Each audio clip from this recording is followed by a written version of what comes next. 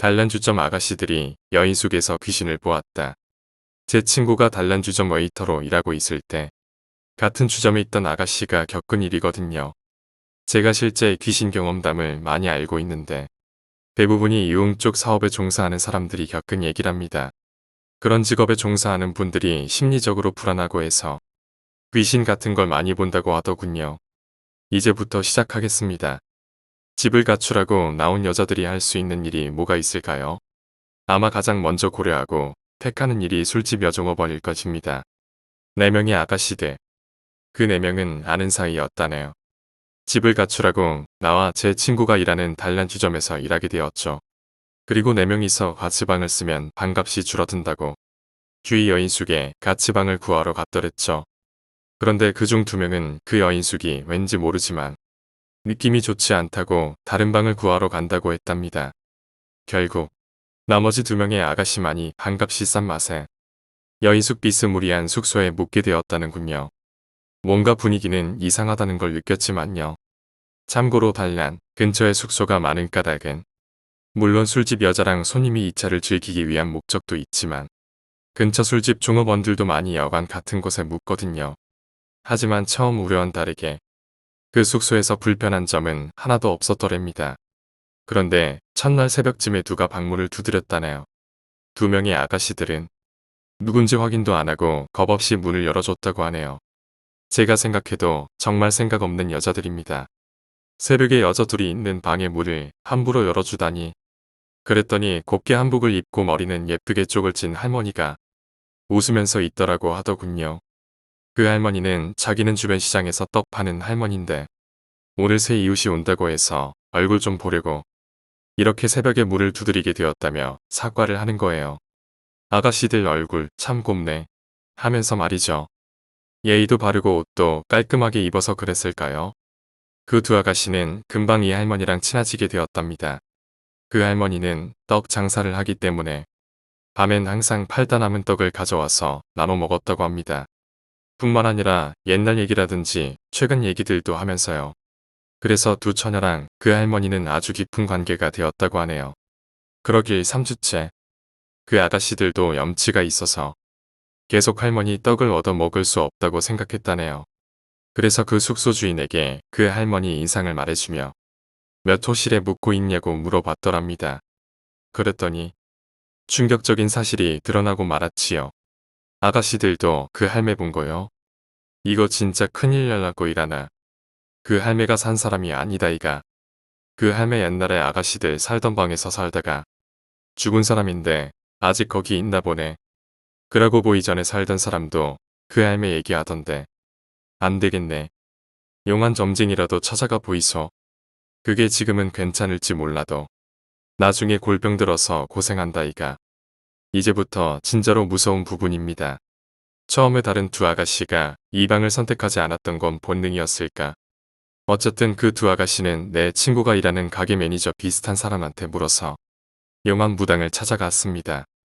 그런데 웃긴 게 가자말자 무당이 하는 말이 사람 만들어 오고 귀신은 절로 안 가나. 2 아가씨는 자기들의 얘기를 말해주고 도움을 구했죠. 그랬더니 그 무당은 이상한 부적 사장을 써주며 그 숙소방 사방에 부적 1장씩 붙여두고 오늘은 절대 그 할머니가 와도 문을 열어주지 말라고 하더랍니다. 그래서 오늘 꼭 그 방에 들어가야 하는지 물었더니 그 방에서 귀신을 쫓아내야 2 사람한테 큰일이 없다고 하더라네요.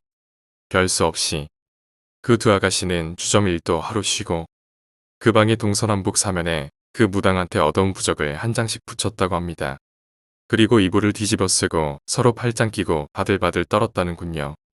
시간은 점점 가고 항상 그 할머니가 나타나던 그 시간이 다가왔습니다. 그 사람은 더욱 긴장하고 있었죠. 그때 쾅쾅쾅.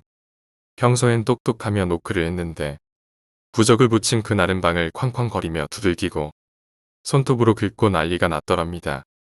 2 사람은 이불 뒤집어 쓰고 무서워서 장난 아니었다고 합니다. 한참을 쾅쾅거리던 문이 조용해집니다. 그리곤 할머니의 한탄스런 울음소리가 들립니다. 그 2 아가씨는 그동안 그 귀신 할머니랑 쌓인 정 때문에 함부로 대하지 못하고 결국 문을 열었다고 합니다. 그랬더니 평소처럼 곱게 한복을 입은 차림이 아니라 누더기 옷을 입고 머리는 산발하고 얼굴은 사람 얼굴로는 보기 힘들 정도로 비쩍 마르고 귀괴한 할머니가 자기들을 노려보고 있더랍니다. 이 18년들아, 내가 평소에 얼마나 너희들한테 잘해줬는데 고작 돌아오는 게 이거가. 야 이 쌍년들아, 이 개년들아, 저거 당장 안 떼나. 이년들아. 평소처럼 예의 바른 할머니가 아니었답니다. 하지만 할머니 말을 듣고 보니 그동안 자기한테 해를 끼친 것도 없는 것 같아서 부적을 떼려고 했죠. 그런데 다른 한 명의 처녀가 안 된다고 말리더라네요. 다른 한 명의 처녀가 너무 반대가 심해 내일 그 무당집에 다시 찾아가서 상담하기로 하고 부적을 그대로 뒀답니다. 그러자 이 쌍년들 다시는 내가 찾아오나 봐라 하면서 그 할머니가 사라졌답니다. 날이 밝자 그 두 처녀는 무당집에 가서 어제 겪은 얘기를 했답니다. 이 미친 거사, 내가 문 열지 말랬잖아. 그래도 두 처녀는 그 할머니 귀신한테 뭔가 자기들이 할 수 있는 일이 없냐고 물어봤답니다. 그러자 무당이 하는 말이 이 년들이 술집 댕기는 년들이라서 머리가 안 좋네. 어제 누가 부적대지 말라고 말렸노. 그 아가씨들은 갑자기 뭐가 뭔지 뒤죽박 죽인 상태가 되어버렸죠. 그 아가씨들은 서로를 가리키며 너 아니었어? 하면서 묻다가 싸늘하게 굳어버렸습니다. 여러분들은 이해가 가셨습니까? 그 두 아가씨들은 새벽에 물을 연 순간부터 할머니 귀신한테 홀려 있었던 것입니다. 그 상황에서 부적을 때려다가 그 두 아가씨가 아닌 다른 영적 존재가 그 할머니를 방해하면서 간신히 부적을 떼지 않고 그대로 둔 것이죠. 그리고 무당이 하는 말이 느그 운 좋았다. 아마도 느그 조상신이거나 다른 귀신인갑다. 그리고 귀신한테 홀린 상태에서 들은 얘기는 함부로 믿으면 안 된다. 귀신한테 잘해주면 안 된다. 이랬답니다. 전 그중 한 명의 아가씨를 본 적 있는데 매일 일을 시작하기 전에 향 피우고 기도하고 시작하더라고요. 그 할머니 귀신은 왜 사람들한테 접근했던 걸까요? 결국 그 향을 피우던 아가씨는 정신과에서 약을 받아먹게 되었고 가게에서 일도 그만두게 되었죠. 귀신이랑은 절대로 친해지면 안 된다고 합니다. 이거 실화입니다. 어디가 배경이냐고요? 지금은 제 친구가 부산 연산동에 있는 단란에서 일하지만 이 얘기 들을 때는 부산의 서동이라는 곳에서 일할 때입니다. 오늘 이야기는 여기까지입니다. 오늘 이야기가 재미있으셨다면 구독과 좋아요, 댓글 부탁드립니다. 댓글은 저에게 큰 힘이 됩니다.